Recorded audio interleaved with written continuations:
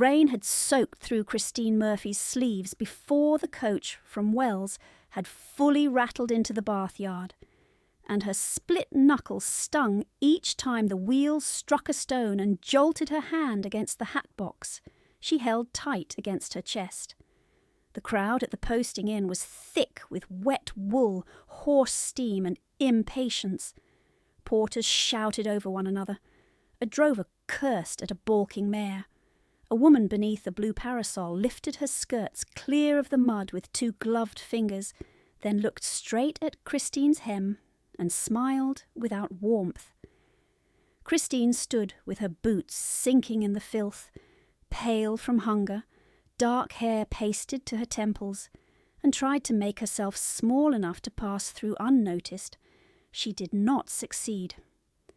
"Thief!" said Mrs. Wexley, clearly and pleasantly, as if naming weather. She stood on the boarding step in rose silk that shone even in the rain, lavender perfume rising clean and sweet above manure and wet straw. Her voice travelled. "She steals from any house kind enough to shelter her." The nearest porter laughed first. Others followed because laughter in a crowd required no courage and no proof. Christine kept her eyes lowered. Her stomach cramped so hard she bent a little at the waist, but she did not loosen her grip on the hat box. Inside lay 3 ledgers wrapped in oilcloth, her father's script cramped across years of rent, coal, timber, wages. The figures were dull ink and old paper to everyone else. To her they were the last unbroken shape of his mind. "I have stolen nothing," she said. Her throat was raw from cold air and silence. The words came thin. Mrs. Wexley's smile did not alter. "How tedious! Must we have a scene?" The scene was already underway. A gentleman waiting for the Exeter coach turned to watch. 2 stable boys paused with a trunk suspended between them. Rain drummed on the yard awning and ran down Christine's neck beneath her collar. She could taste iron where she had bitten the inside of her cheek earlier to keep from speaking when speaking would cost more than silence. This would also cost. All things did now. Mrs. Wexley descended 1 step, then another. Skirts held clear, gloves spotless. Her expression remained gracious enough for a drawing room. The hand struck Christine's face with a flat, sharp sound that seemed to hang in the rain a fraction too long. Gasps came from no one. The porters looked openly now. One of the stable boys shifted his weight and stared at the ground. Christine's head snapped sideways. Heat flared across her cheek, then cold followed. Her eyes watered. She blinked once and swallowed them back. "You will board the northbound coach," Mrs. Wexley said. "You will report to Blackthorn Hall with this letter. You will do as instructed. You will not return to my house." My house, Christine thought, and the thought burned hotter than the slap. She heard the words as her father would have heard them and felt the old protest rise in her, wild and useless. Murphy House had been deeded to him, then to her after him, in the year before his cough became blood and fever. 6 months later, her mother was dead. 1 winter later, her father followed, and by spring Mrs. Wexley had become mistress of every key. Christine had watched locks changed one by one, first the wine-room, then the study, then the desk where her father kept his signet and seal-wax. She had been 19 and still grieving, and told she was fortunate to remain under protection. Protection had looked like half rations and laundry until midnight. Protection had looked like being introduced as a poor relation when guests asked her name. The yardmaster shouted for northbound passengers. Mrs. Wexley held out a folded paper sealed with dark green wax. Christine took it with a hand that did not shake and tucked it into her sleeve. The rose silk rustled as her stepmother leaned close enough for only her to hear. "You have no maid, no allowance, and no supper," Mrs. Wexley murmured. "Learn gratitude where you are sent." Then she straightened and smiled for the onlookers. a woman managing unfortunate family business with admirable restraint. Christine moved when pushed from behind by the flow toward the coach. She climbed with wet boots on iron steps, hat box clutched tight, cheek throbbing under rain-chilled skin. The door shut. Outside, the yard swallowed Mrs. Wexley's perfume and laughter and horses and noise. Inside, the air smelled of damp straw and old leather and strangers who avoided her eyes. The coach lurched hard at the first turn out of Bath. Christine's shoulder struck the panel. Pain flashed along her ribs where 3 nights earlier she had been shoved against the back stair rail for carrying tea too slowly to the drawing-room, while Lady Harriet and Miss Eliza entertained callers. She pressed her palm there now through wet muslin, and felt the dull ache answer. Across from her, a clergyman pretended to sleep. Beside him, a tradesman in a brown coat counted coin by touch inside his pocket, and then, catching sight of Christine's soaked dress, turned his body away as if dampness might spread. She had eaten half a heel of bread at dawn, nothing since. Hunger sharpened and blurred by turns. It made the coach lamps too bright when lit, and the dusk too sudden when they guttered low. It made each mile feel precise. Her split soles took in rainwater from the yard, and though she had wrung her stockings as best she could before boarding, the cold settled in her feet like stone and climbed slowly into her calves. She flexed her toes inside the wet shoes to keep feeling in them. Her fingers were raw from lye and washboard. The skin along her knuckles had opened and healed and opened again across the last month. She tucked her hands beneath the hat box for warmth and failed to find any. By the time they changed horses at dusk, the rain had thinned to a steady mist. No one offered her tea. No one offered anyone tea. This was not that sort of coach.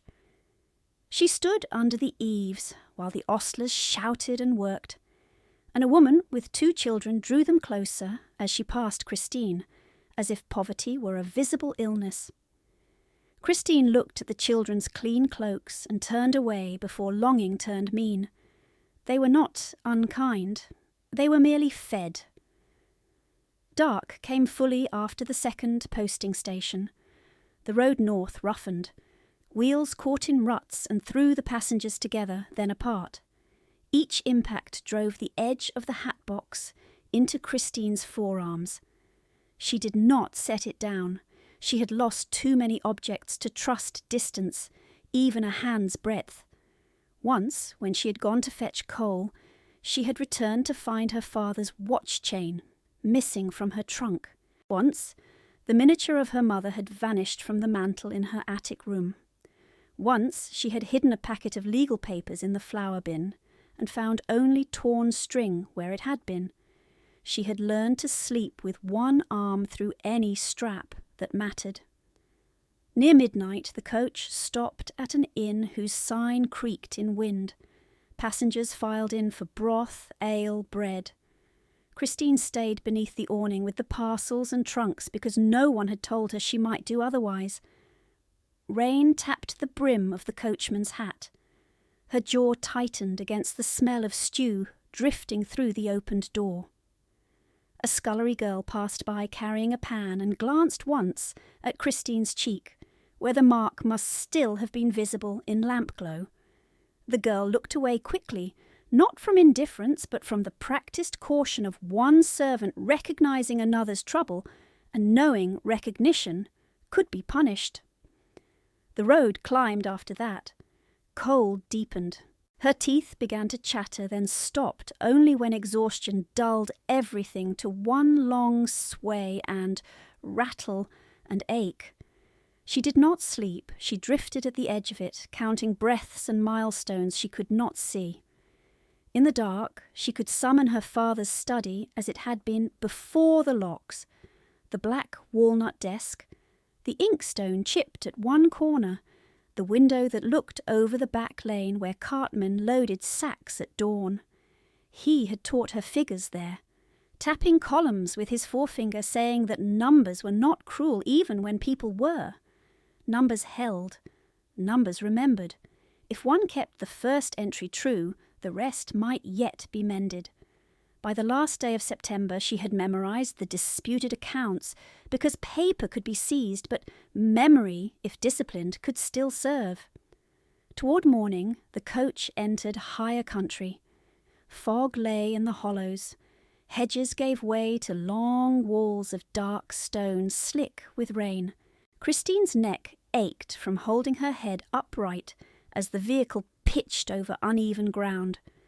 The clergyman at last opened his eyes and offered her a biscuit with a small embarrassed nod. She took it, thanked him, and let it soften on her tongue before swallowing in careful pieces. Kindness struck harder than cruelty when one had gone too long without it. She looked out the smeared glass until trees began to gather thick and close, and through them she saw, first, the pale rise of chimneys, and then the black cut of a roof line against dawn.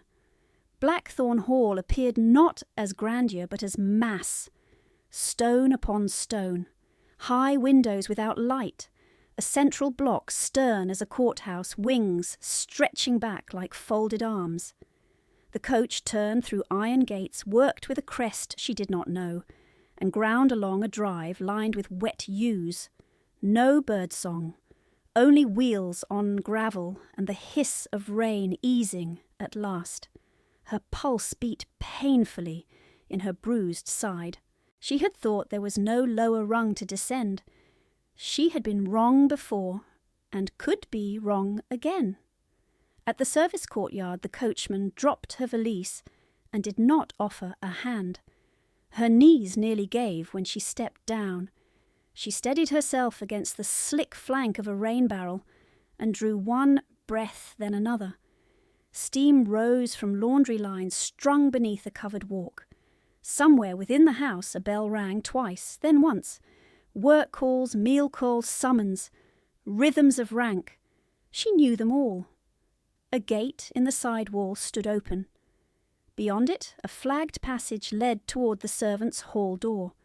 Christine lifted the hat box, adjusted the soaked shawl that was no longer warm, and crossed the yard with the careful gait of someone hiding pain from people who might use it.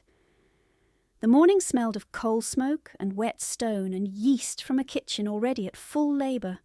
Her cheek had gone numb. Her fingers tingled back to life in sharp pins.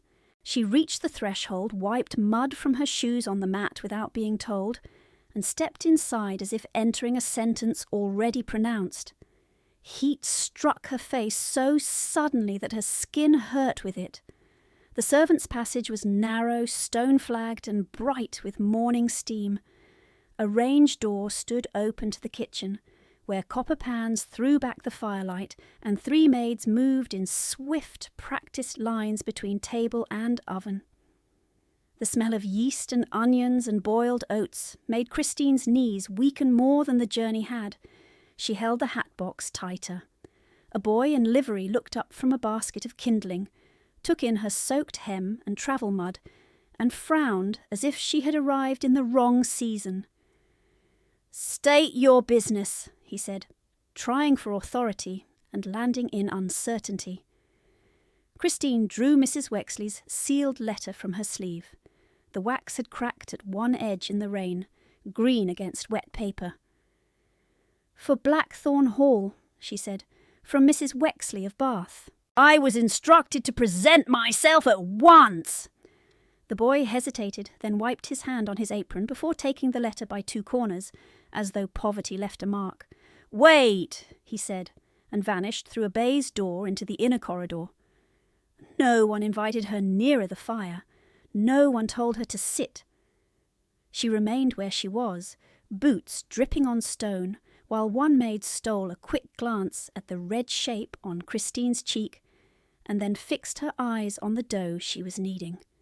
Another set down a bowl with more force than necessary when the cook asked, "Who is she?" And the first maid answered under her breath, "The new companion, I suppose, or another burden sent from town." The words were not cruel, they were tired. Christine understood tired. She stood in the draught from the half-latched door and listened to the house waking around her. Bells from upper floors, a distant scrape of chair legs in a hall too large for comfort, the muffled rhythm of boots crossing stone above. This was not a place built for warmth. It was built for order. She could feel hierarchy in the very walls, in the way voices dropped when a corridor opened toward the family rooms, in the way servants bent their shoulders while carrying trays that no one thanked them for carrying. When the boy returned, a woman came with him. Tall, iron head, plain black gown, cut with severe economy. Keys at her waist, striking softly against one another as she walked. Her expression was composed enough to pass for cold, but her eyes were not careless. They moved over Christine once and paused on the hat box, the split knuckle, the water-darkened shawl. "I am Mrs. Davies," she said. "Housekeeper. Give me the letter." Christine surrendered it. Mrs. Davies broke the damaged seal, scanned the page without haste, then looked up again. "You are Miss Murphy." It was not a question. "Yes. You were expected yesterday." The road from Bath flooded at Midford Turn. Mrs. Davies folded the letter sharply. "So it does when it rains in this county. You are to be lodged near the nursery wing. Temporary appointment. Attendant company to Master Halberd while his tutor recovers from fever. You will answer to me in household matters and to his Grace's direction in all else. Until further instruction, you will keep to the east stair and not use the main hall." Christine inclined her head. "Yes, Mrs. Davies." The housekeeper studied her for one more quiet second, as if measuring endurance by posture alone. "Eat first," she said to the cook without taking her gaze from Christine. "Then send her up with Martha. We do not set fainting girls before children." It was not kindness dressed as tenderness. It was practical mercy, and practical mercy had saved Christine more than once. She sat on the edge of a bench near the scullery hearth, with a wooden bowl of porridge cooling in her hands, and the heat rising from it blurred the room at the edges until memory came in sharp slices, not because she invited it, but because hunger fed it. Her father had once eaten from silver in the breakfast room, with windows onto their own garden, and she had sat opposite, 12 years old and solemn, reciting column totals while he corrected one figure out of 20 with mock sternness and a smile he only wore indoors. He smelled of starch and ink and cedar from the drawers where he kept contracts wrapped in ribbon by year. When her mother died of winter fever, he walked the house at night as if listening for footsteps that would not return.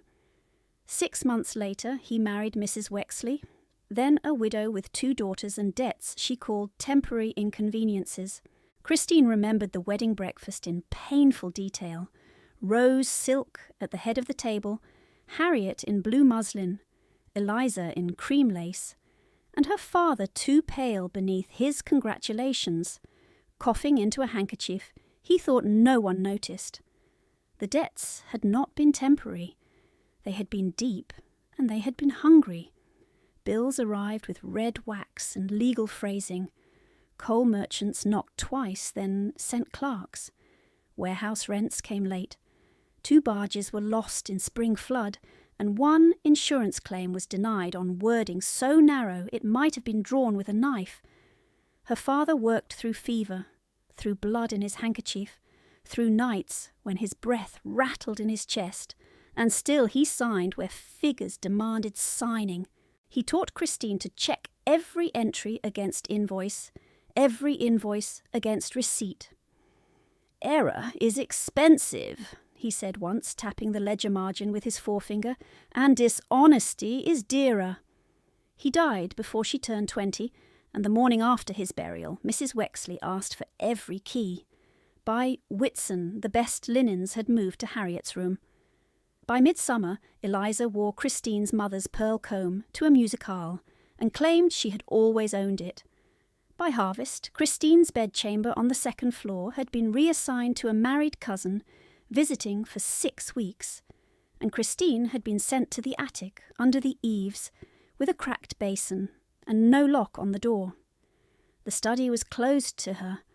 The desk was closed to her. The warehouse clerks, who had once called her Miss Murphy with ordinary respect, began calling her Miss Christine in the voice used for governesses and poor relations. Mrs. Wexley did not strike her every day. That would have required feeling.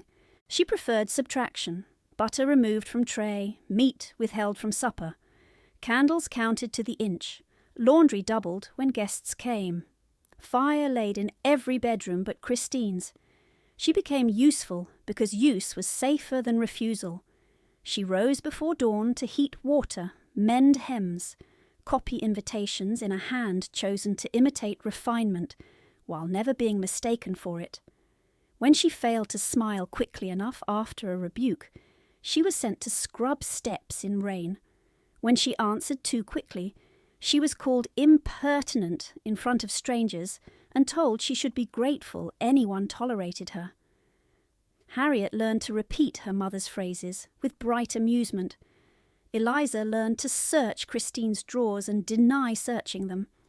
Together they took dresses, ribbons, books, and finally silence, because to protest each theft was to be named hysterical and to invite a harder punishment after the guests had gone. Christine swallowed a spoonful of porridge and tasted salt where a tear had reached her lip without warning. She set the bowl down at once, wiped her face with the back of her wrist, and straightened before anyone could pretend not to have seen. Martha, the maid assigned to guide her, was young enough to blush when addressed, and old enough to move quickly when bells rang. She carried Christine's valise up the east stair, while Christine kept the hat box in both arms. The staircase twisted tightly between plastered walls painted years ago in a cream-gone grey with smoke. At each landing, doors opened and shut with the soft violence of a house that never slept. "You have come from Bath?" Martha asked, breathing a little hard as they climbed. "Yes."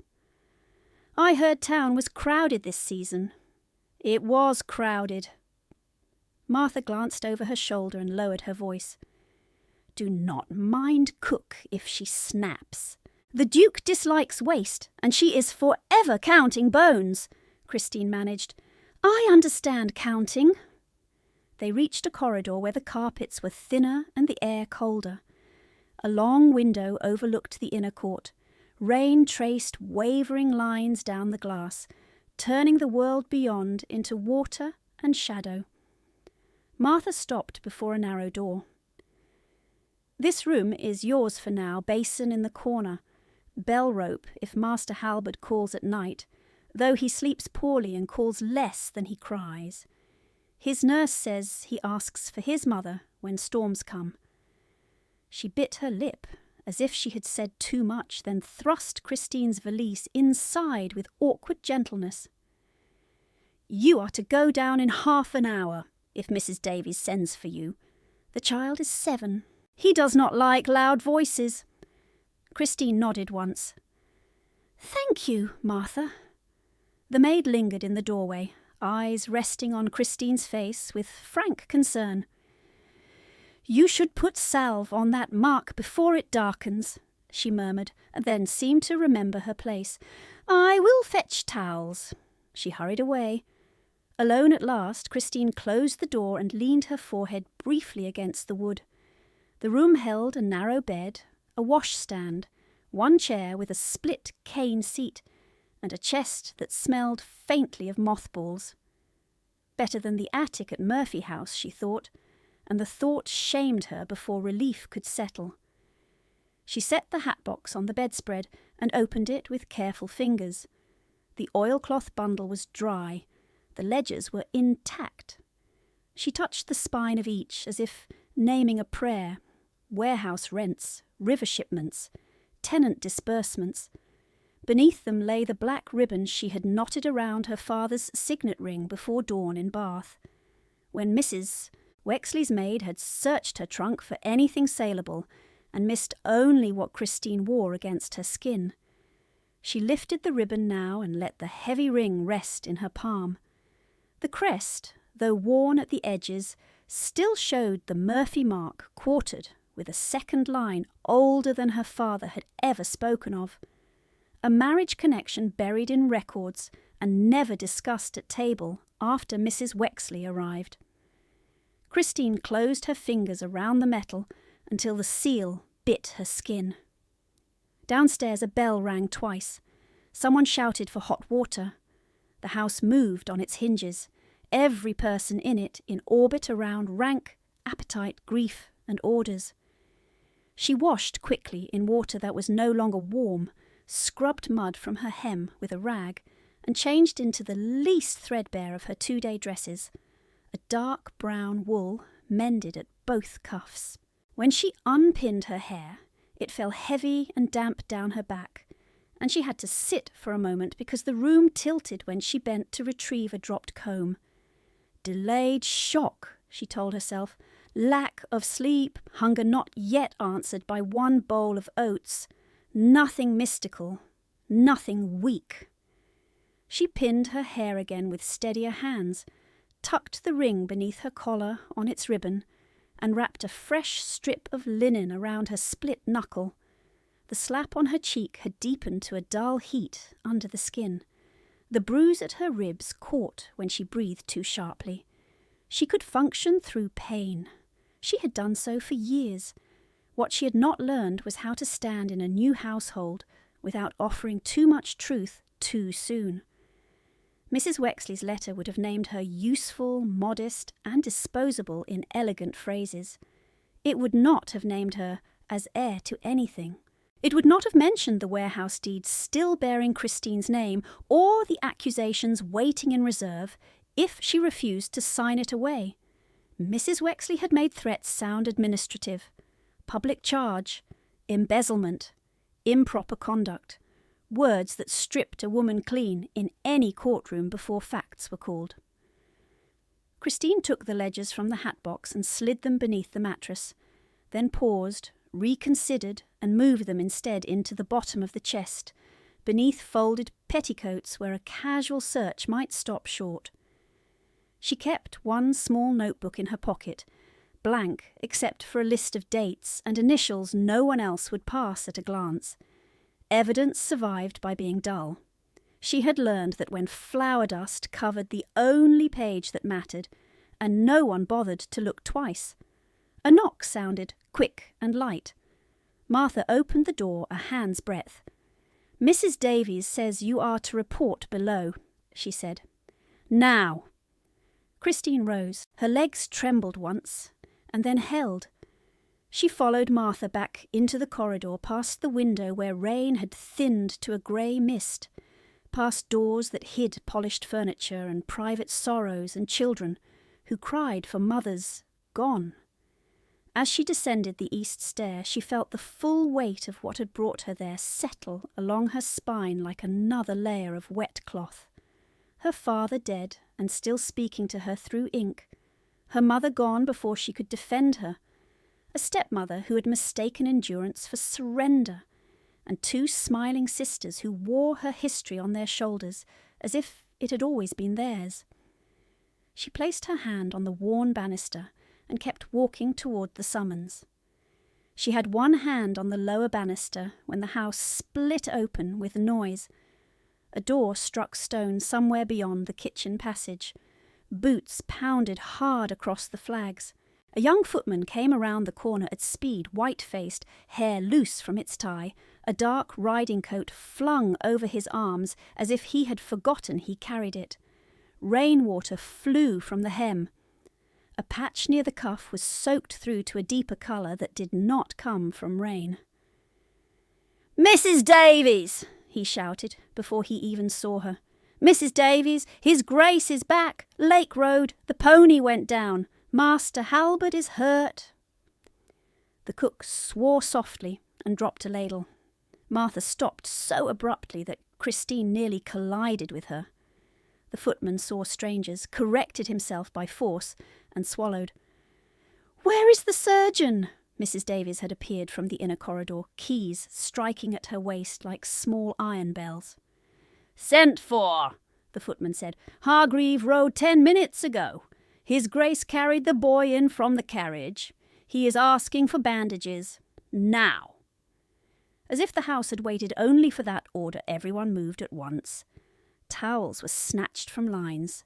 A maid shoved open the linen press with her shoulder. Cook shouted for boiling water. Christine took one step back from the surge, then another, instinctively making space for established ranks. And in that same breath another figure arrived at the service door, a mounted courier in road mud and damp greatcoat, gloves still on, breath clouding in the colder air from the courtyard. "Message from Bath," he called, looking around as if expecting a gentleman to receive him. "For Miss Christine Murphy, immediate and private." Her name in that place sounded like an accusation. 3 servants turned to stare at her at once. Mrs. Davies held out her hand. "Give it here!" The courier hesitated, then surrendered a narrow folded packet sealed in green wax. Christine knew the shade before she saw the impression. "Mrs. Wexley!" Her stomach clenched so hard the room blurred for one beat. "Mrs. Davies looked from the seal to Christine's face and held the packet toward her without comment. "Take it," she said, "then put it away. We have no leisure for private wars." Christine broke the seal with a thumb gone clumsy from cold, and read standing by the stair while servants rushed past her with basins and cloth. Mrs. Wexley's hand ran thin and elegant across the page. "Sign the transfer of warehouse title before Saturday noon. Decline and face formal charge of embezzlement in Bath Magistrate Court, with witnesses prepared. Your prior misconduct has been documented." Her vision sharpened at the words, as if danger itself had polished the world to a harder edge. She folded the paper once, twice, and slid it into her pocket over the small notebook she always carried. The hat box with the ledgers was upstairs in the narrow room, hidden but not safe. No place was safe. She knew that. A crash sounded from the entrance corridor, then a child's strangled cry cut off in the middle, as if swallowed by pain. Christine did not wait for instruction. She gathered the nearest roll of linen from the table where Martha had dropped it, and ran toward the nursery stair with wet skirts catching at her calves. Hearing behind her Mrs. Davies issuing orders like hammer strikes. "You, Coles, to the blue nursery. You, clear the long passage. Martha, with me. Miss Murphy, do not stand idle." She was not idle. She was already moving, pulse beating in her bruised ribs, pocket heavy with threat, hands already unwrapping the linen as she turned into the upper corridor where the lamp still burned dim in daylight and rain ticked at the glass like fingernails. She reached the corner by the old tapestry and stopped so suddenly that the linen slipped from her fingers. He filled the corridor as if the house had narrowed around him. Tall, broad-shouldered, riding coat open, dark hair wet from rain, face set in lines cut hard enough to pass for stone, Lord Julian Halberd came toward her carrying a boy of 7 against his chest. The child's face was white with shock, curls plastered to his brow, one arm clutched close at an angle that made Christine's breath catch. The Duke's left sleeve was soaked and streaked where the boy had bled from a scrape along the forearm. His own hand was steady under the child's back. His gaze landed on Christine and did not move away. It took in her travel-worn brown dress, the mended cuff, the trembling she could not entirely still, the fading mark on her cheek, and the strip of linen around her split knuckle in one cold sweep that felt like being measured and judged in a language with no mercy in it. He spoke one word, low and absolute. "Move." She stepped to the wall. He passed her by 2 strides. Then the boy made a small broken sound and tried to shift his injured arm. Christine saw the shape of the forearm twist again and acted before caution could catch her. "Stop," she said. The Duke halted. He turned his head without turning his body. The corridor seemed to hold its breath. "Who are you," he said, "to give commands in my house?" "Christine Murphy sent this morning as companion," she answered, voice thinner than she wished, but clear. "My lord, if he is moved again before the arm is secured, the bone may set wrong." The boy's teeth had begun to chatter. Rain had cooled him to the skin. His eyes were fixed on nothing. "Surgeon," the Duke said, "not here yet." Christine bent to retrieve the fallen linen roll and forced her shaking fingers to work. "I can bind it now and reduce further damage. You may dismiss me after." His jaw tightened. A scar at the edge of his temple, pale against rain-flushed skin, pulled slightly as he looked from her hands to his son's face. "You have training?" "My father kept warehouse men," she said. "Falls were common. I learned." He did not thank her. He did not trust her. He shifted his son toward her by an inch that was almost nothing and everything. "Do it!" The word landed like a gate, opening. She moved beside him, close enough to feel the heat of his body through his wet coat, close enough to smell cold rain, leather, and iron from wet buckles. "Master Halberd," she said softly to the child, because children heard tone before sense, "I must touch your arm. I will be quick. Look at me, not at it."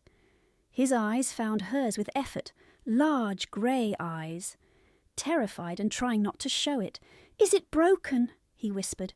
"Yes," she said, because lies failed children fastest. "But it can heal straight if we are careful now." She unwound linen with her teeth and fingers. "Martha!" she called, without looking up, hearing the maid at the far end of the passage. "Bring 2 thin splints. Draw from the schoolroom cabinet if none are ready. Hurry!" Footsteps ran. Christine slid one hand beneath the child's wrist, one above the fracture, and felt him flinch. "Breathe," she said. "Breathe with me." She demonstrated once. He copied badly, then better. She did not let herself think about the Duke watching every movement. She set her grip, eased the arm straighter by degrees, and heard his sharp cry when pain peaked. Her own stomach twisted, but her hands did not stop. "There, there," she murmured. "You are doing well. You are doing very well." "Enough," the Duke said, voice roughened. "Not yet." She kept her eyes on the child. "One moment more." A lesser man might have dragged her away for that defiance. He did not move. She felt his stillness beside her like weather held at the edge of a storm. Martha returned with 2 narrow wooden strips and a folded towel. Christine took them, set the splints along either side of the forearm, wrapped linen in swift figure 8s, tied a knot clear of the injury, then used the towel to support the arm against the child's chest. "Do not let him drop this sling," she said to the Duke only after the last knot was secure. "Not once." The boy sagged against his father, breath hitching but quieter now. His skin was still cold, his lashes were wet. "It hurts," he whispered. "I know," Christine said. The Duke looked down at the binding, then at her face. His eyes were the colour of deep water under winter cloud, unreadable except for one hard fact. He had seen every bruise she failed to hide. "You are shaking," he said. She hated that he had noticed. "I travelled through the night." "Liar." The word was not loud. It cut cleanly. "You are exhausted and injured." Heat rose under the mark on her cheek. Shame and anger fought in her throat. "My condition is not the present emergency." His mouth shifted. Not softness, not quite disdain. Assessment. "No," he said. "My son is." He adjusted the boy carefully, and this time his movements obeyed the sling she had tied. "Blue nursery," he ordered over his shoulder as Mrs. Davies appeared with hot water and clean cloths. "Send word to the gate. If Hargreave is not here in 5 minutes, ride for Dr. Lennox in the village." "Yes, Your Grace." Mrs. Davies did not waste a syllable. The Duke looked back to Christine. Rain still tracked from his hairline to his collar. A cut along his right hand had opened where skin had split over the knuckles, blood thinning under water, and then fresh again as he tightened his grip on the child. "You," he said, "with us." She should have deferred to rank and withdrawn. She should have lowered her eyes and let the household close around him. Instead, she heard herself answer, "He needs warmth first, and a cushion beneath the elbow. If the arm hangs, the pain will worsen."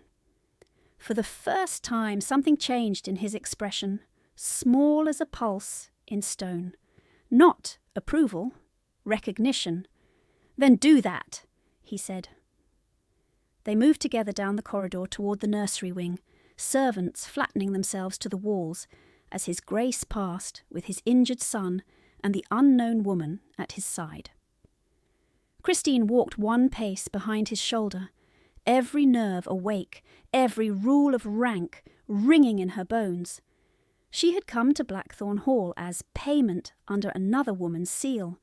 Yet in that corridor, with rain still on the windows and the child's breathing rough between them, power shifted by a degree so slight no one would name it, and everyone would feel it. At the nursery door, the Duke stopped and spoke without looking back. "Do not leave until the surgeon arrives." It was an order. It was also, unmistakably, trust. Trust sat between them like a lit taper in a draughty chapel, small and perilously bright.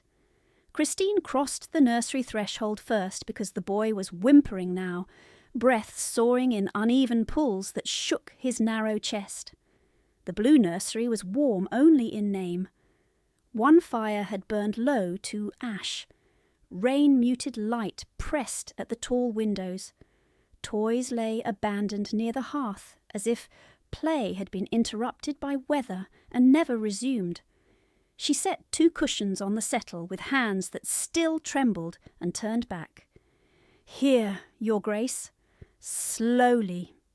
The Duke lowered his son exactly as she indicated, one arm behind the child's shoulders, the other guarding the splintered forearm from any sudden drop.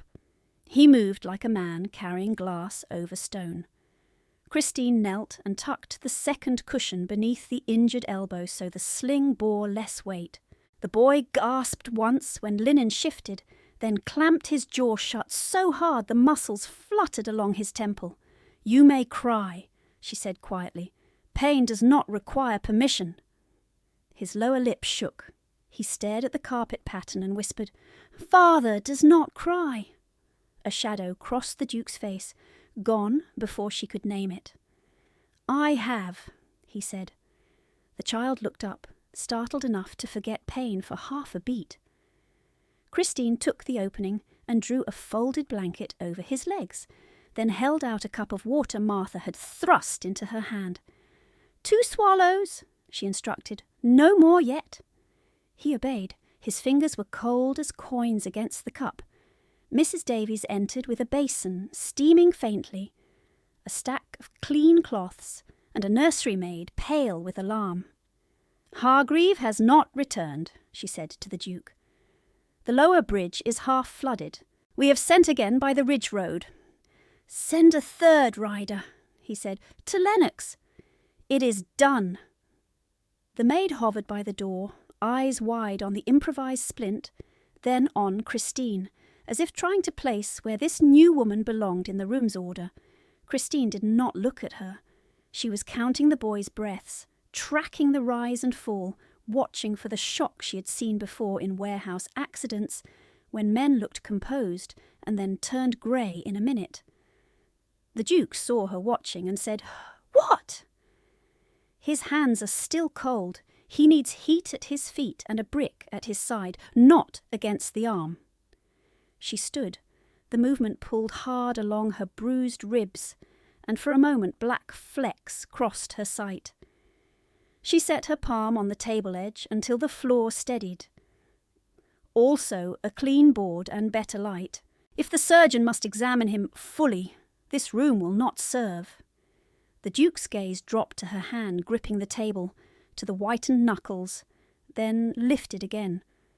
Where? Any room near with a stronger fire, Mrs. Davies answered before he could.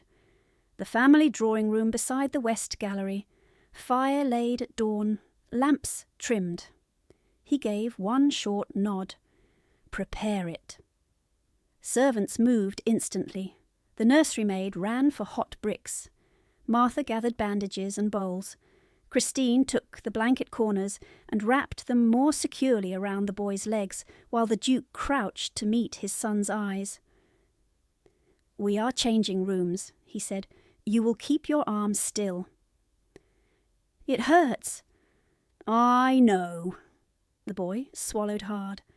"Will it be like when Mother—" He stopped, as if he had struck a wall inside his own chest. The Duke went very still. Christine felt the silence sharpen, thin and dangerous, and stepped in before it could close around them both. "It will be nothing like that," she said, voice steady despite the ache in her side. "You will have splints, broth, stories you're tired of hearing, and every servant in this house warning you not to climb anything taller than a stool." A breath that might have been a laugh escaped him by mistake. His shoulders loosened a fraction. "See," Christine murmured, "already you disobey by smiling at pain." By the time the long case clock on the landing struck 8, they had shifted him to the family drawing room. It was warmer by several degrees, with panelled walls dark as wet bark, and a fire burning in a grate large enough for a man to stand inside. Portraits watched from gilt frames. A cavalry sabre in a glass case reflected the flames. This room belonged to memory and inheritance, and people who had never been ordered to use the servants' stair. Christine felt all that at once and put it aside. As Mrs. Davies set down a fresh ewer and folded blankets on the side table, the black ribbon at Christine's throat slipped free from the collar seam where she had tucked it. The signet ring, heavy from old gold and years, slid into view against her bodice and swung once before settling. Mrs. Davies saw it. The housekeeper's gaze fixed on the quartered crest. Her expression emptied of everything but recognition. Then, before the Duke spoke, before Christine could hide the ring again, Mrs. Davies lowered herself into a full, formal curtsy. The room went silent except for the fire. Christine felt heat surge through her body and then drain away, leaving her hands cold. "Mrs. Davies," she said, barely above a whisper, "please rise." The housekeeper stood. Her eyes did not leave Christine's face. "Forgive me, miss. Habit." "What habit?" The Duke's voice was quiet enough to cut. "Mrs." Davies folded her hands at her apron. "My late mother served at Halbert House in town, Your Grace. She kept the old family records when your grandfather dismissed the London steward. I was taught the branch crests before I learned sums." She looked once at the ring again. "Murphy quartered with Ashcombe by marriage in 1761.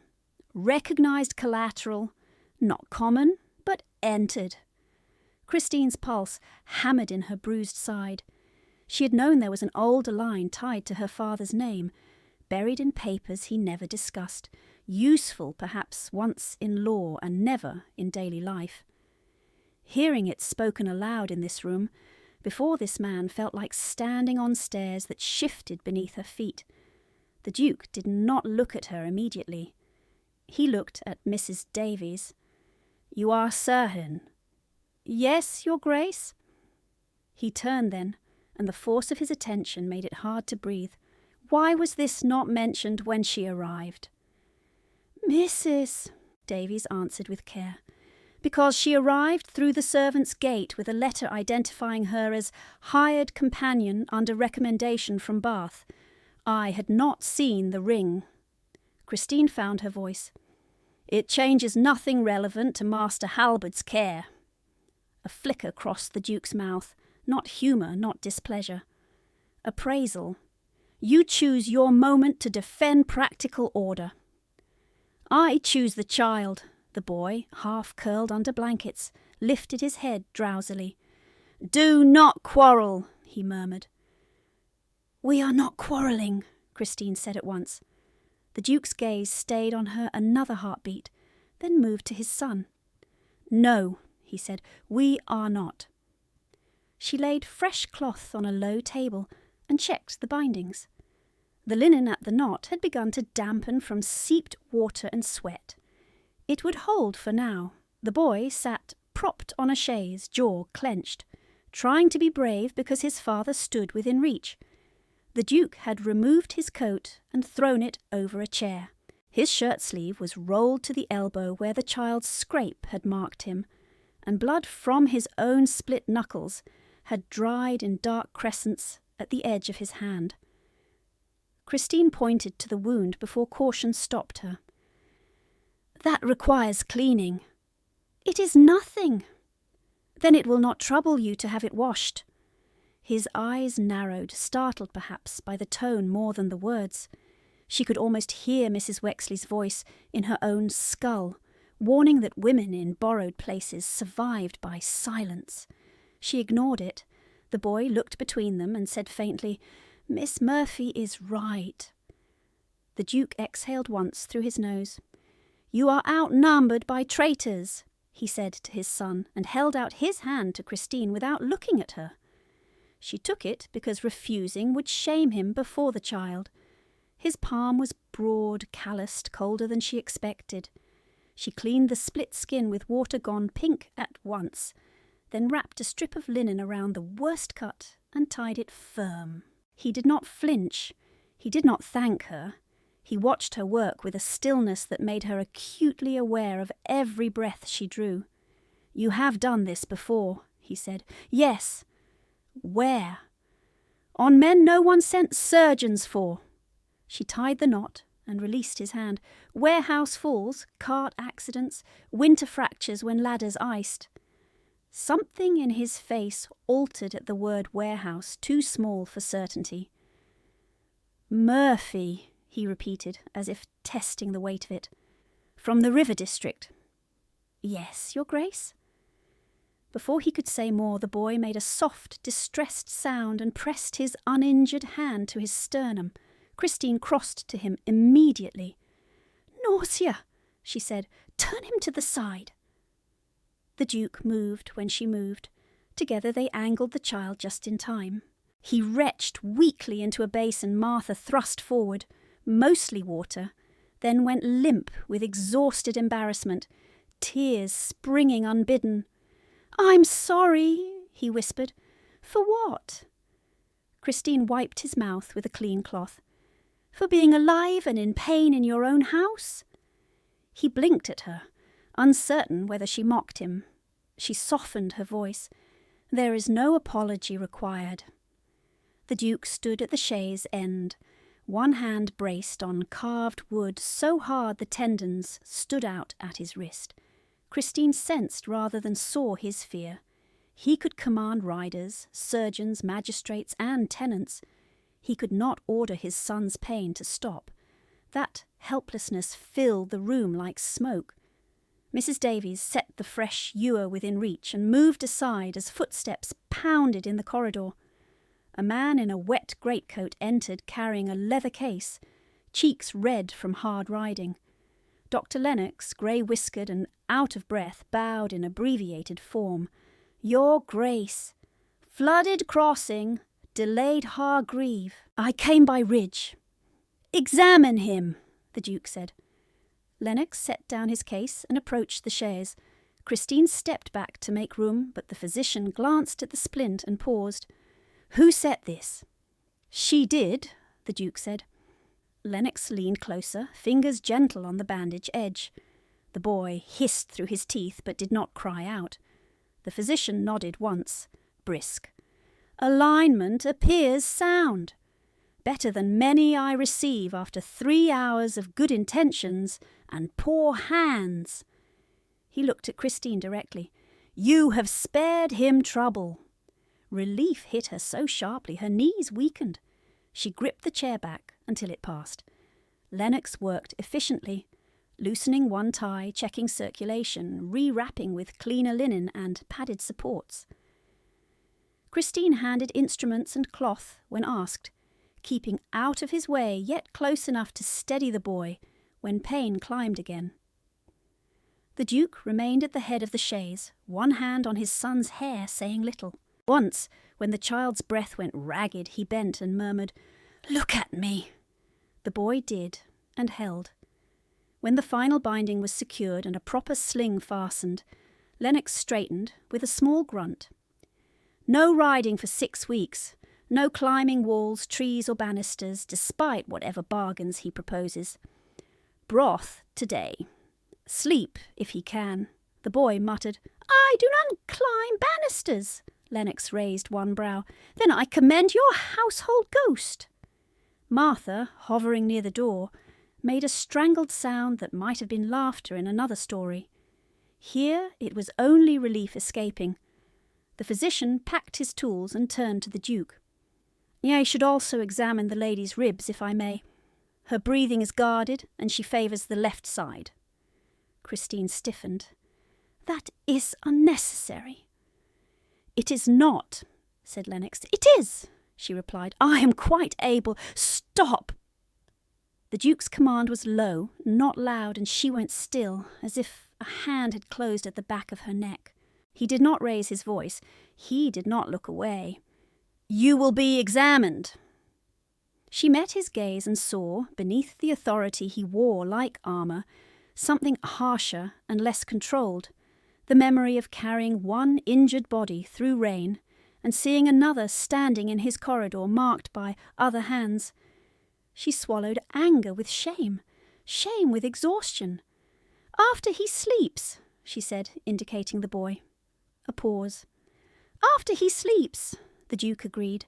The child's lashes were already lowering, pain and spent fear pulling him toward uneasy rest. Christine drew the blanket higher and adjusted the sling one final inch. Her fingers brushed his hair from his forehead. He leaned into the touch without waking fully, trusting by instinct, not decision. She had not expected that simple weight to undo her composure more than any command had done. She bent her head until it steadied. When she straightened, she found the Duke watching from the opposite side of the chaise, his expression unreadable in firelight. He had seen her cross this morning in a passage and taken her for another hired woman. He had seen her hands hold his son's broken arm straight. He had heard a housekeeper curtsy to her without a word spoken. He had watched her spend the little strength she had as if it were endless coin. Mrs. Davies entered once more with a tray no one had requested aloud. Broth for the child, tea for the physician, bread and cold beef set at the edge for whoever had not eaten since dawn. She placed it on the side table, then looked at Christine and said, with formal precision that carried farther than warmth would have, "Miss Murphy, you must sit before you fall." Christine opened her mouth to refuse. The Duke spoke first. "She sits." It was a command, as all his care seemed destined to be. This time she obeyed without argument because the room had begun to sway again, because her ribs burned with each breath, because the boy had finally slept, and there was no further task to hide inside. She lowered herself into the nearest chair, hands folded tight in her lap to conceal their shaking. Across from her, the Duke did not return to the hearth or the window or any of the places powerful men retreated when crisis ebbed. He stayed where he was, one pace from his son, one pace from her, as if movement itself had become a choice he was not yet willing to make. Firelight shifted over the carved mantel and over the Duke's face, but he remained where he was, one hand resting on the chaise back near his son's shoulder, as if the room had narrowed to that single perimeter, and he would hold it by force. Dr. Lennox set down his teacup untouched and looked to Christine again. "Now, miss," he said, not unkindly, "if you would stand near the lamp." She felt every eye turn toward her. Mrs. Davies by the tray, Martha at the door with folded cloths held too tightly, the Duke still as stone. Christine drew breath that caught halfway down her left side and answered, "I am fit for duty." "You are not," Lennox said. "You are upright, which is not the same thing. I have work. You have injuries." The old instinct rose at once. Minimize, deflect, survive the moment and pay the pain later in private. A bruise is not an emergency. "Fracture can hide as bruise," he replied. "Internal inflammation can follow impact. You are pale, unsteady, and guarding your breath. I would prefer certainty over pride." Heat climbed her throat. She did not fear pain. She feared exposure. In every house she had known, a woman's visible injury became rumour faster than help. She looked to Mrs. Davies, hoping for practical delay, but the housekeeper only inclined her head toward the physician with grave assent. The Duke spoke without raising his voice. "Stand!" The command landed with the same weight as the one that had halted her in the corridor. Yet this was different. His tone held no impatience, no wish to dominate the room. It held urgency, sharpened by restraint. A man forcing his concern into the only language he trusted. Christine pushed up from the chair, slower than she intended. The floor pitched once beneath her boots. She steadied on the armrest and crossed to the lamp table where Lennox had laid out clean linen. The physician gestured toward the screen near the window. "Behind there, if you please. Mrs. Davies, assist." "No!" The Duke's refusal was immediate. Every head turned. Lennox frowned. "Your Grace!" "You will examine her here." His eyes stayed on Christine. No screens, no closed doors. A pulse of alarm struck her. "That is unnecessary." "It is necessary," he said, "and nothing concealed." Mrs. Davies's keys gave one soft click as she shifted weight. She understood him first. This was not impropriety. This was witness. In too many houses, harm lived in private corners and polite silence. He was tearing privacy out by the root and replacing it with formal accountability. Lennox nodded once. "Very well, Miss Murphy, loosen the left side of your bodice lacing enough to permit palpation of the lower ribs. We keep this clinical and swift." Christine's fingers were clumsy at the knot. Mrs. Davies stepped in, calm and efficient, and loosened what was needed while holding the fabric high and proper. Lennox pressed gently, then more firmly along the lower rib line. Pain flashed white when his thumb found one point near the back. Christine hissed despite herself. "There," he said, "again with breath." She obeyed. Inhale shallow, exhale slow. The next touch hurt less. He moved along the bruised arc, then checked the opposite side and her sternum. No displacement. Likely severe contusion, possibly hairline crack at the 9th rib. "Not unstable." He glanced up. "Who struck that area?" "No one," she said at once. Lennox looked unconvinced. "Then what struck you?" "A stair rail," she answered, eyes fixed on the flame. "I slipped carrying a tea tray." The silence that followed was taut enough to ring. The Duke said, "Liar!" The word was quiet, and worse for that. Christine's head turned before she could stop herself. He had not moved from the chaise. His son slept under blankets, lashes dark against his cheek, one hand fisted in wool. The Duke's gaze stayed on Christine's face with brutal, unsparing precision. "You did not slip today," he said. "The bruise on your cheek is the shape of fingers. The rib bruise is older by several days. The split knuckle is healing over older tears. You were shoved, struck, and worked through it." No one breathed. Martha stared at the floorboards as if they might split. Mrs. Davies did not flinch, though her mouth tightened by a degree. Christine felt anger flare, bright enough to burn through shame. "Your Grace has known me less than half a day." "I have eyes," he said. She could not answer that without betraying far more than she wished. The physician stepped in before the moment sharpened further. "'Cause may be discussed later. Treatment now. Miss Murphy, relace gently but not tight. You need restricted movement, warmth, and food with salt. No lifting for 2 days." "I cannot accept that." "You can and you will," Lennox said. "If you continue as you are, you will collapse." The Duke's gaze had not left her. "She eats first, then she rests." Christine turned fully toward him, forgetting rank for one reckless second. "Master Halberd may wake frightened. He does not know me yet. If I am absent, he will not be absent of care," the Duke said. "He has a father." The sentence cut deeper than the command because it was not defence of authority. It was confession of fear shaped into duty. He had stood through his son's pain and not once stepped away. She had seen his hand tighten against carved wood when helplessness struck. She had heard the fracture in his voice when the child whispered of his mother. Now he drew a line around the room and around her with the same ferocity. Lennox tied off the medicine packet and set it beside the broth. Arnica poultice to the ribs, willow bark if pain worsens. No binding around the torso. Let her breathe.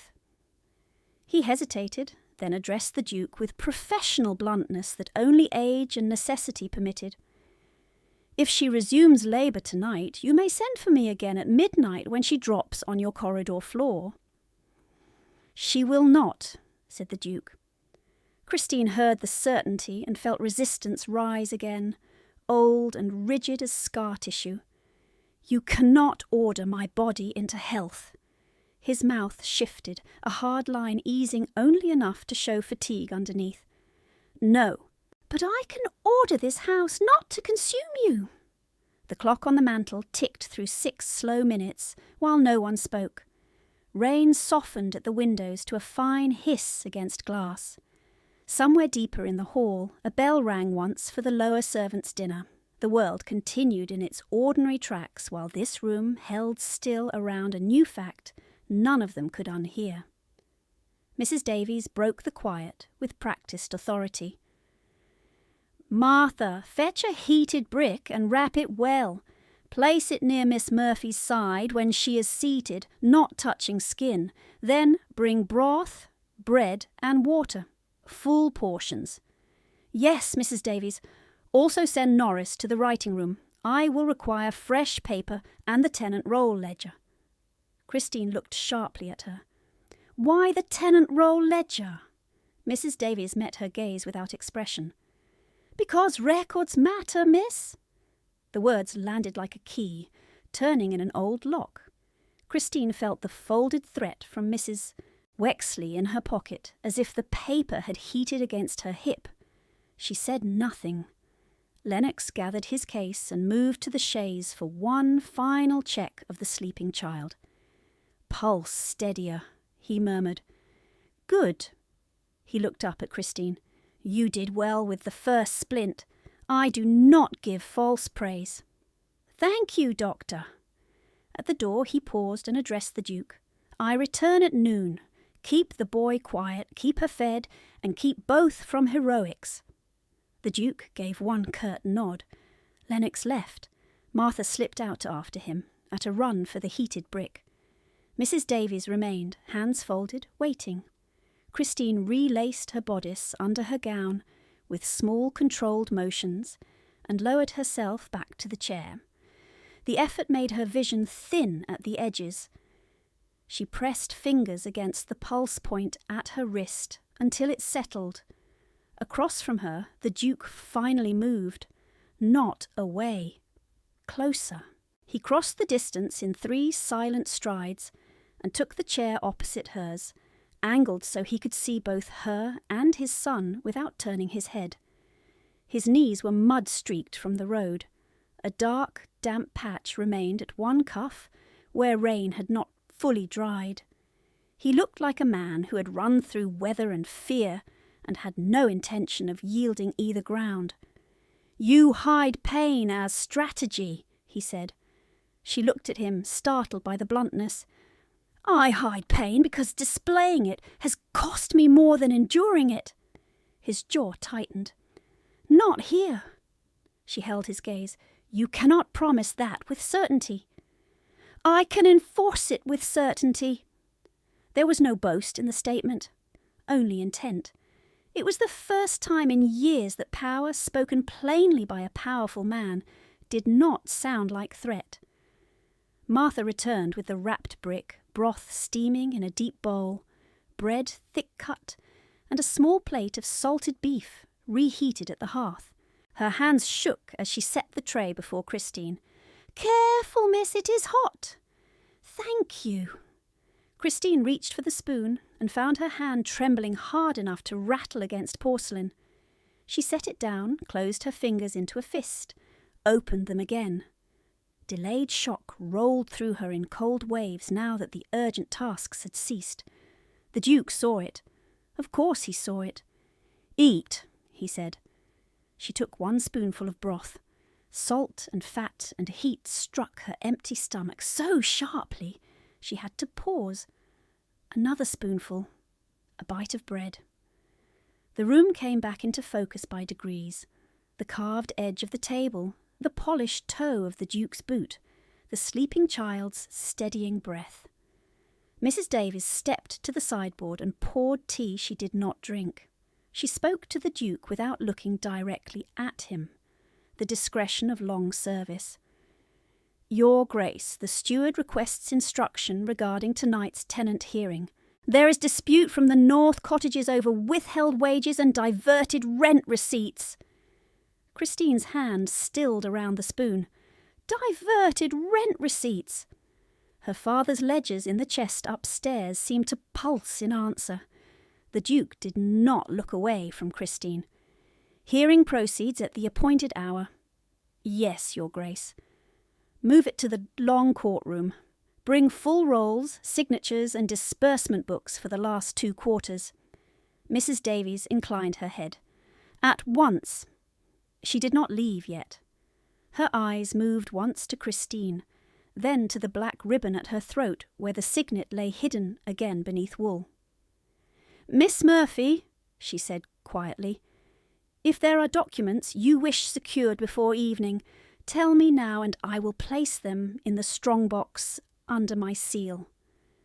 Christine felt her heartbeat in her bruised side. This was an offer and an allegiance, formal as any oath spoken in church. She chose her words with care. "There are 3 ledgers in my room, oilcloth wrapped. They must remain dry and unaltered." "They will be transferred within the quarter hour," Mrs. Davies said. "Thank you." The housekeeper looked to the Duke for confirmation. He gave it with a single word. "Do it!" She left then, keys sounding down the corridor like small controlled thunder. Silence settled again, denser than before. Christine took another spoonful and found she could swallow without nausea now. The heated brick near her side gave off steady warmth through the blanket Martha had draped across her lap. Outside, the rain had eased almost to mist. Light at the windows shifted from iron grey toward a thinner, reluctant silver. The Duke leaned back a fraction, but his focus did not break. "When you entered this house," he said, "you were sent as payment." She did not answer. "You are not payment."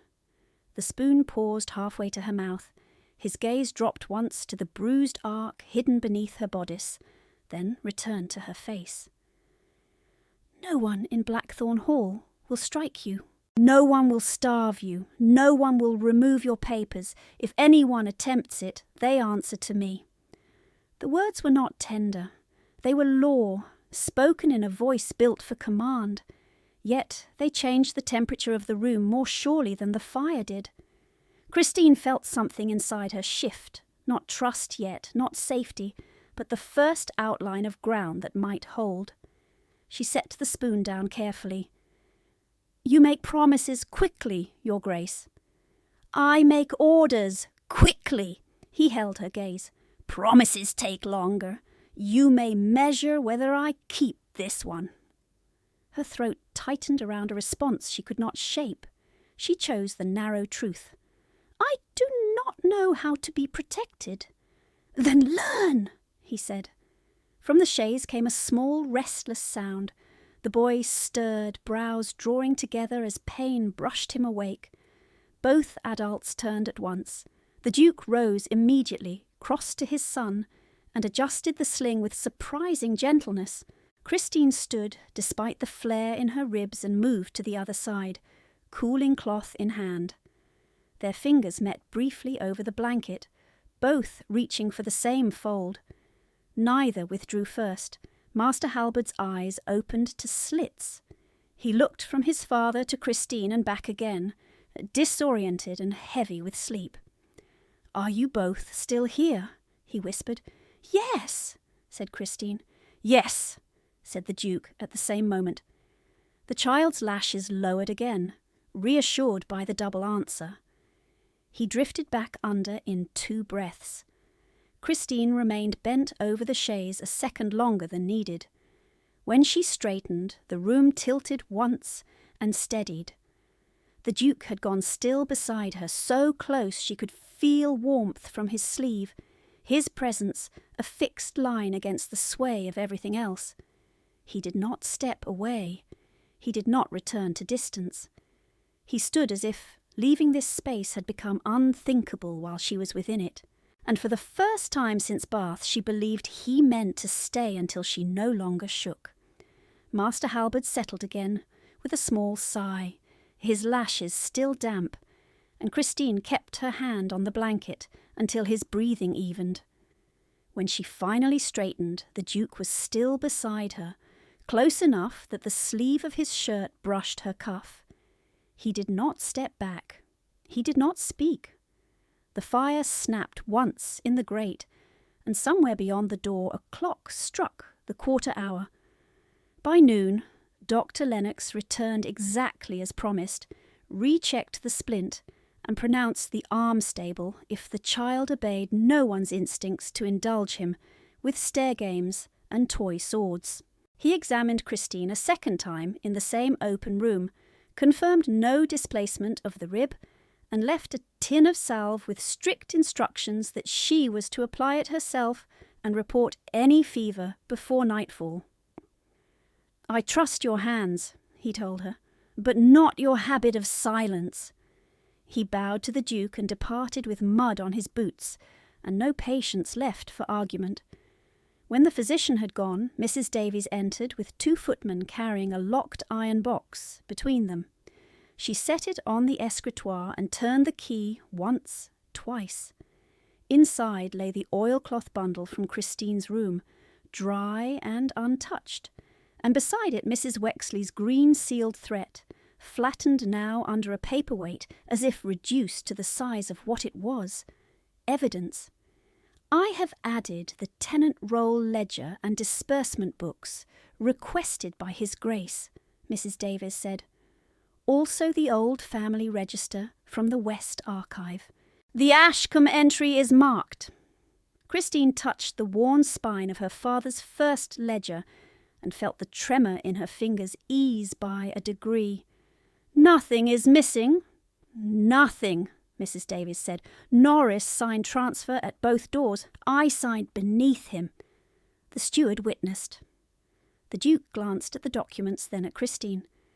"You read at the hearing." She looked up sharply.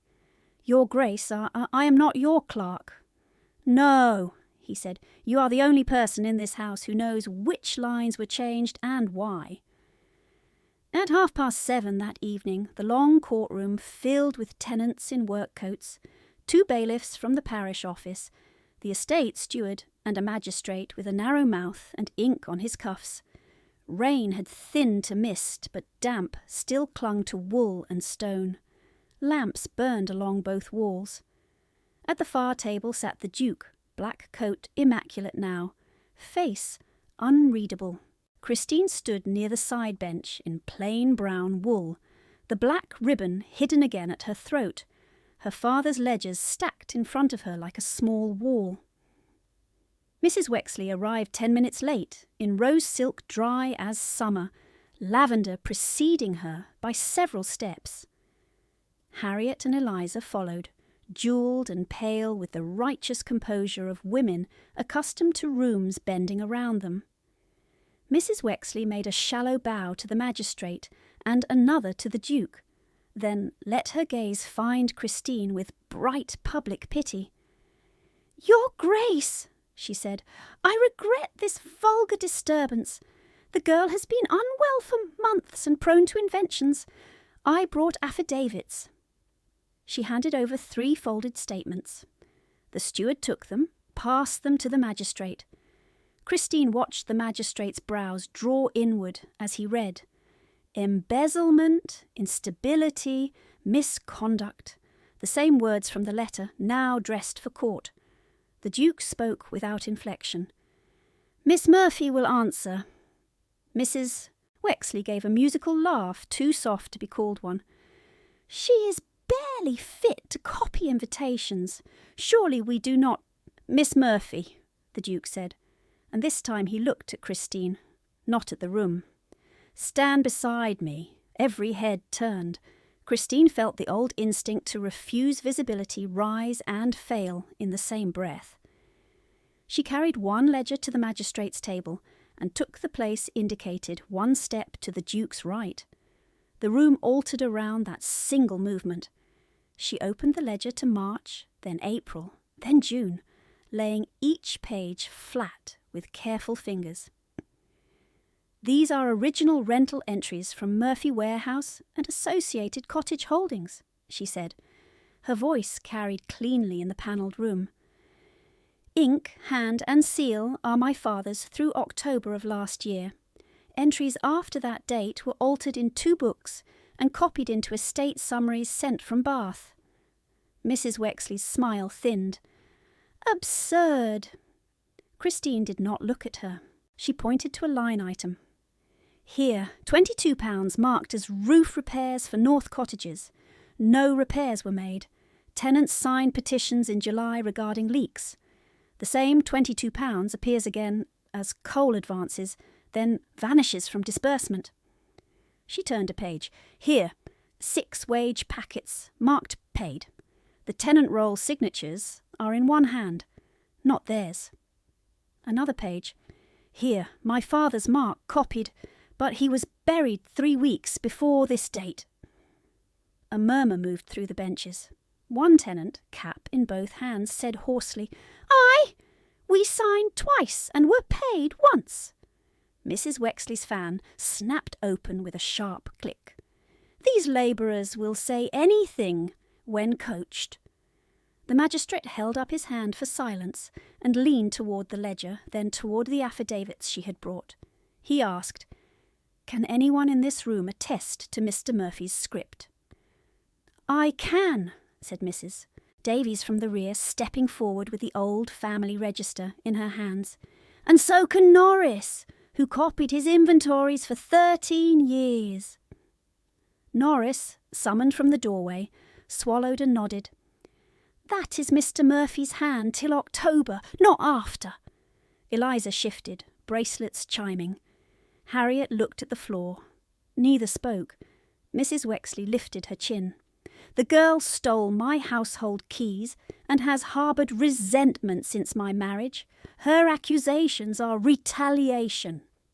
Christine turned to face her fully for the first time. "You changed locks on my father's study before the mourning ribbons were removed. You withheld wages and called it discipline. You struck me in Bath in front of witnesses and sent me here with a demand that I surrender legal title by Saturday or face false charge."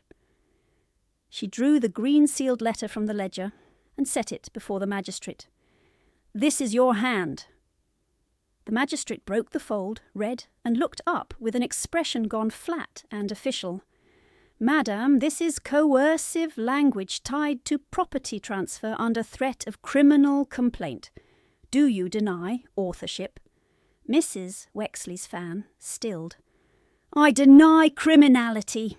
The Duke rose. The scrape of his chair on stone stopped every whisper. "You will answer plainly." She met his gaze and found no room in it for performance. Her composure cracked at one edge. "I managed a failing household.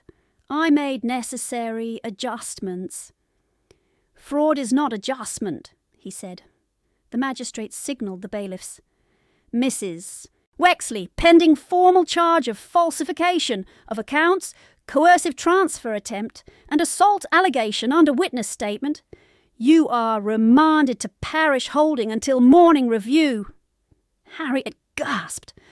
Eliza's hand flew to her mouth. Mrs. Wexley drew back as the bailiff stepped to either side of her, still careful, still formal. "You cannot permit this," she said to the Duke, voice rising. "I am a lady." He did not blink. "You are under charge." She turned to Christine then, all silk and fury and disbelief stripped bare. "You ungrateful—" "Enough," said the magistrate. The bailiffs guided her toward the door. She did not struggle, but the scent of lavender lingered in her wake like something spoiled. Harriet and Eliza followed in stunned silence, their eyes fixed ahead. Neither looked at Christine again. In the days that followed, they never offered explanation, and in truth none was required. They had echoed cruelty when it profited them. That was all. When the door shut, the courtroom seemed to exhale. The magistrate called for signatures. Norris signed. Mrs. Davies signed. Christine signed with a hand that steadied only after the second stroke. The magistrate affixed his seal to temporary restoration papers naming Murphy House and warehouse revenues under Christine Murphy, pending full chancery confirmation, and he added a separate order preserving the ledgers as evidence under estate protection. The Duke took the ring from the ribbon at her throat, only long enough for the magistrate to compare crest to the Ashcombe register, and note collateral identity in the margin. When the clerk was done, Julian placed the ring back into Christine's palm himself. His fingers closed briefly over hers, warm and firm. Later, in the family drawing-room where the fire had burned low and Master Halberd slept upstairs under nurse watch, he stood by the window while she sat at the small table with untouched tea. Rain had stopped. Wet branches tapped the glass in a slow, irregular rhythm. He held out the ribbon. She took it. Their hands brushed again. "You were never plain," he said, voice roughened by fatigue and something she did not try to name. "Only hidden." Christine looked down at the ring, then at him. "Being seen has never been safe." His jaw shifted as if against pain.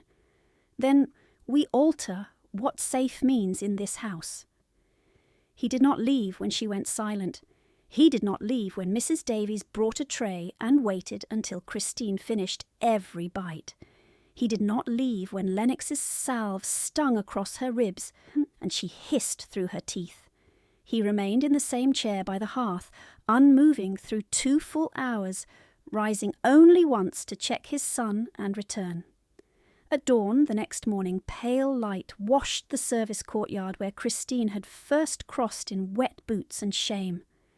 The air smelled of coal smoke and clean rain. Mrs. Davies stood at the threshold in black wool and keys, spine straight as ever. When Christine stepped out with the signed papers in her hand, the housekeeper curtsied, deep and formal. One by one, the staff behind her did the same. Norris, Martha, cook wiping flour from her wrists, the young footman who had shouted in terror at the stair. Even the stable boys at the gate dipped their heads. No one smiled. This was not celebration. It was acknowledgement. Christine inclined her head in return, equal in gravity. "Thank you," she said, and meant each syllable. In the small morning room off the courtyard, the solicitor from the village laid out 2 contracts on green baize, one restoring immediate control of Murphy House revenues under trustee oversight until final court ratification, and one drafted at Christine's instruction before sunrise. 1 year salaried as guardian companion and educational steward to Master Halberd, with authority over nursery staffing, account access for child expenditures, and independent right to terminate on 30 days' notice. No hidden clauses, no forfeiture language, no surrender of property. Julian read every line. When he reached the termination clause, his mouth twitched. Not quite a smile. He signed first. Christine signed second. The solicitor sanded both pages, shook the excess into the tray, and sealed duplicates. Outside, the first cart of milk rattled through the gate. Inside, the clock marked 6. Julian set down the pen and looked at her across the table, all commands stripped to a single question that carried no force but its own risk. "Will you stay?" Christine folded her copy of the contract, slid it into her reticule beside the restoration papers and the now harmless green letter, and met his eyes without lowering hers. "I will, if I am never ordered to disappear again."